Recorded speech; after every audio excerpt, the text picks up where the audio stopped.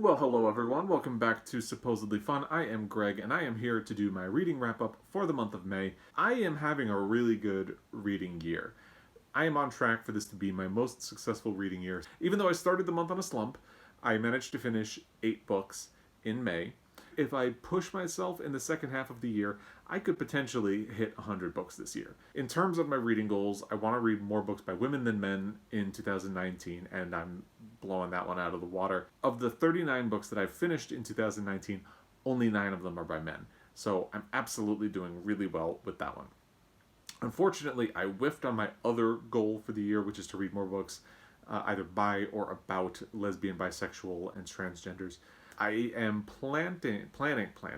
I'm planning on working on that in June. In fact, I already got one book for the month of June, which would count toward that goal. So I'm going to do better on it. So let's dive in. If you haven't watched any of my wrap-ups before, here's how I do it. I talk about the books in descending order. So I start with the one that I like or is this ascending order? I don't know. I start with the one that I liked the least and build up to the one that I liked the best. So whatever that is. So let's start with My Year of Rest and Relaxation, Biotest and Moshfegh. Yeah, hot garbage. To me, Moshfegh frequently feels like she's being gross or deliberately unlikable in her writing, but not in a particularly good way. It's shock and awe purely for the joy of being provocative, and I don't respond to that. I feel like you can use shock and awe, but I like there to be a point to it, and I just don't feel like there is in her writing. Feel free to argue with me if you disagree. Really, my breaking point with this book was that there's a 9/11 subplot that clearly seems to be building to something, so I looked into it, and it turns out it is going to be a thing. I don't want to get into spoilers, but to me, that was the deal breaker. That is a touchy point for me. I don't like 9/11 used as like a plot device, so I DNF'd this. I don't think I will ever look back. I'm fine walking away. So I've noticed that the people who like this book online are also people who like the book A Little Life. So if you are one of the people who likes A Little Life, you might like this. I did not like A Little Life, so maybe that makes sense. I don't know. Coming in at number 7 is this book right here, Ferdelance by Rex Stout. Now, I mentioned that I had started the month in a reading slump. This actually did get me out of the slump. Yeah, but that's the only good thing I can say about this book. I had been hoping that this would be a great new mystery series that I could enjoy and kind of work my way through on the side as I read. Occasionally, I like to have a bit of a break from quote-unquote heavier books, but I'm going to take a pass on this series. The characters were awful.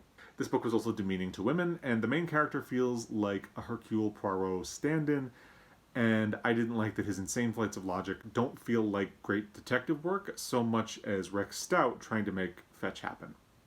It's never going to happen. But you might like this if you think Ian Fleming was a cool dude. Again, I do not. Coming in at number 6, we have Green River Killer, a true detective story by Jeff Jensen, illustrated by Jonathan Case. This is a graphic memoir. I like mysteries and true crime works. As I get older, I don't like ones that glorify the bad guy at the expense of the victims, and we'll have more on that later on this list. And this graphic memoir fits the bill for that. Jeff Jensen is actually the son of a detective who worked on the Green River serial killer case in Seattle for 20 years. And took a big toll on his father. He basically stressed himself out repeatedly before seeing it resolved. So the book approaches the case from the perspective of the father and the emotional toll that the case had on him and on his family. Aside from an opening scene that I would say does not fit the tone of the rest of the book, it does not glorify anything unseemly. Gary Ridgway does factor into the book. They interview him. So it does have that angle, but there's nothing prurient about it. I just wish the book dove a little deeper into the father-son dynamic, which is ostensibly what it wanted to explore. I didn't feel like it actually said anything deep or profound about that. You might like this if you like more socially conscious, less sensationalist true crime books. I would recommend it to you in that case. Coming in at number 5, we have American Prison by Shane Bauer. This is the account of Shane Bauer, who is a journalist. He went undercover as a guard in a private prison. He wrote an article for Mother Jones about the experience, which became Mother Jones's most trafficked article of all time. And he then expanded on it, and this book is the result. He was only there briefly. I think he worked there for maybe 4 months, but that was more than enough time for him to witness some really horrible goings-on in the prison, some extremely lax care for the prisoners, and sort of systemic issues within the private prison company that he was working for. He also was there long enough to start feeling himself becoming someone he didn't like in order to fit in. He felt like he was caught in this place where he had to be really tough on the inmates, even though he was a prisoner, a political prisoner in, I think it was Iran at one point, and he was held captive for about a year. So he keeps getting caught in this in-between place, and he starts doing things that he doesn't actually feel comfortable doing. But, and I hate to be blasé or flippant about this, it's also true that I didn't really get anything out of this book that I haven't already gotten from watching Orange is the New Black. That sounds horrible, but I do think this is absolutely a book that is well worth your time. You might like this if you've read Matthew Desmond's Pulitzer Prize-winning book Evicted and thought it was an important if disquieting read. I am one of those people, so I appreciated this. And by the way, if you have not read Evicted, absolutely do it. It is a fantastic book. Anyway, coming in at number 4, we have Lie With Me by Philippe Besson. Well, I had really high expectations for this one, and I did like it a lot. It's a coming-of-age, coming-out, first love story featuring a gay protagonist, so you know I was into it. I really, really like the way Besson approaches the story through the prism of the present. Our protagonist, who seems to be a stand-in for Philippe Besson himself, sees someone on the street which reminds him of his first love, and through flashbacks he tells the story of that love and how it inevitably came to an end, and we know it came to an end in the beginning because he's seeing this guy on the street and reminiscing, so clearly they're not together now. I really enjoyed the book. I think it is actually harmed by comparisons on the cover to Call Me By Your Name, and it has been called the French Brokeback Mountain. I don't think those comparisons do it any service. I would have been much better off going into it without those. It is, I didn't mention, it is translated by Molly Ringwald. Yes, that Molly Ringwald. She speaks fluent French, and she does a great job translating this. But anyway, my problem with this book is it is very brief, and I love the writing, but I never felt like I got attached to the characters in a way that would have made the love story any more meaningful. And I think, again, a lot of that comes down to the comparisons to Brokeback Mountain and Call Me By Your Name, especially Call Me By Your Name. If I hadn't seen those comparisons, if I had gone into this book, I may have liked it more. However, I would say you might like this if you like Call Me By Your Name. I just don't expect it to be the same, and you'll do just fine. Coming in at number 3, we have The Best We Could Do, and I do not know how to say this author's name. I don't want to butcher it, but there it is. So I love books where the author is trying to reconcile their own past or their family's past, and this book ticks that box in a really beautiful way. The author was born in Vietnam, but immigrated to the United States when she was very young. Her parents were survivors of the Vietnam War, and always had scars and post-traumatic issues with what they saw and what they experienced in the build-up to the Vietnam War and during the Vietnam War. This book finds the author wrestling with understanding them and what happened to them and how what happened to them impacted her in her own life as she becomes a mother herself. And I think that is a really profound way to approach the story. This is a graphic memoir. The illustrations are really beautiful. They all have this black and red and kind of pinkish tone to them. And I really enjoyed the way she grapples with that problem of who her family is and what has happened to them and how the trauma of what happened to her parents has rippled into her life and how it could potentially even impact her own children. That is something that I always find interesting, and I really enjoyed it here. You might like this if you are a fan of Mouse, Persepolis, Fun Home, The Sympathizer, or just family stories in general. Coming in at number 2, we have The Five by Hallie Rubenhold. So Jack the Ripper has had an incredible hold on the imaginations of the public ever since he committed his crimes and got away with it. So his crimes have been well documented, or so it would seem. Rubenhold examines the common misconception that Jack the Ripper was a murderer of prostitutes. So she digs into the lives of the 5 women that he murdered, and finds out that that is not necessarily true. The stories that have been told about the 5 women actually reflect attitudes that were held toward women in the Victorian era. And unfortunately, you can see ways in which those attitudes have not changed as much as we might hope or have thought in the times since. Rubenhold sets out to give these women their stories back to them by telling as much of their stories as can be pieced together, because that is not easy.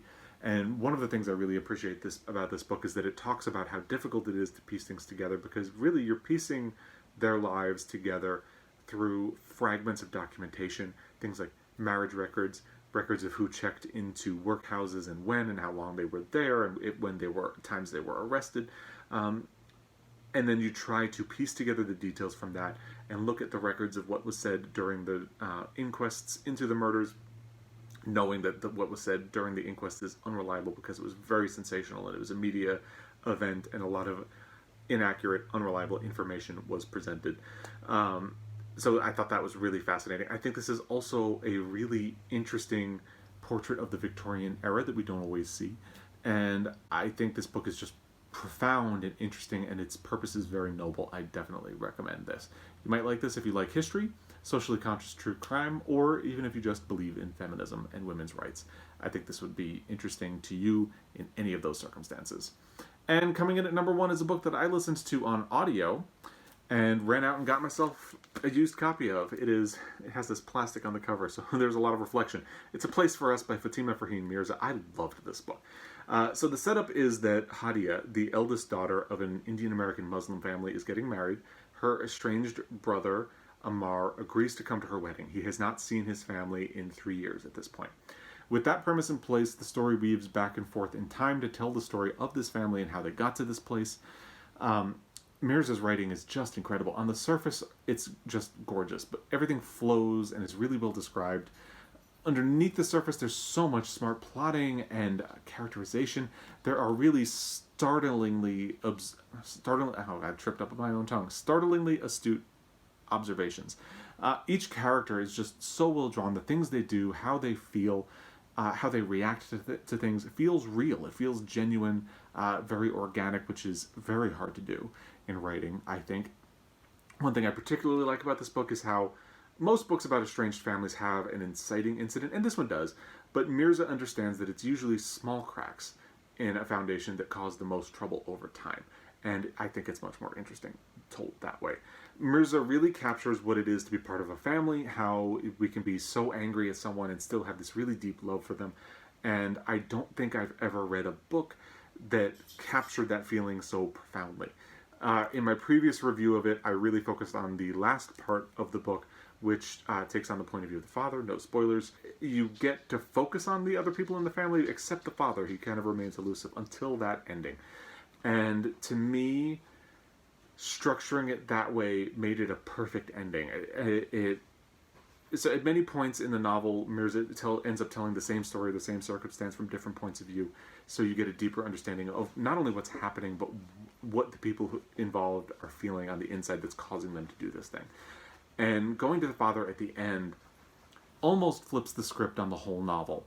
And it made me cry. In that previous review, I also really did not focus on religion, which is a huge part of this book and this family.